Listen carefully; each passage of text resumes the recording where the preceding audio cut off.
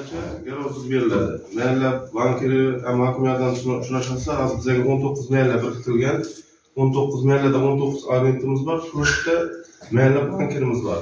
Shu bankka kelish shartini shuncha o'zlaringizning kulishlaringiz bilan arizani berib, chorvachilikmi, parrandachilikmi, shu turi ko'p shu yo'nalishlarda arizani berasizlar, keyin bu yerda shakllangandan keyin arizangiz kirish shartnomadan boshqa narsani tasdiqlab, u yerda pulni chiqarib beraveradilar. Asosiy maqsad bankka kelib fuqaroni sarson etish emas, shu bank maylining o'zida ishini bitirish. Shu maylilarga mayli bankiri biriktirildi, mayli agenti biriktirildi. Shu fuqarolarning uzog'ini yaqin etish maqsadida bu nelar tashkil etildi. Bundan keyin shu kreditni olib foydalangandan keyin inklyuziv kredit bor. Inklyuziv kreditimiz ayollarga 24%, erkaklarga 23% dan bu 3 yil muddatga beriladi. Naqdni ko'rish shaklida uni 50 milliongacha kafillik bilan beriladi. Shu kassadan naqd pulingizni olib, uni bank shu mayli bankir bilan agentga murojaat etsangiz, bu yerdan bankdan beriladi. Keyingisi 100 milliongacha kreditlarimiz bor, moliyaviy ko'mak. Uni lekin garov qo'yib olinadi.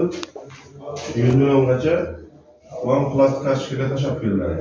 Keyin yaqinda chiqqan xabarlarimiz bor. 312-sonli qaror asosida 300 million so'mgacha mikrokreditlar ochiladi, 100 million so'mgacha bo'lgani garovsiz 200 million so'mi garov tariqasida ajratiladi.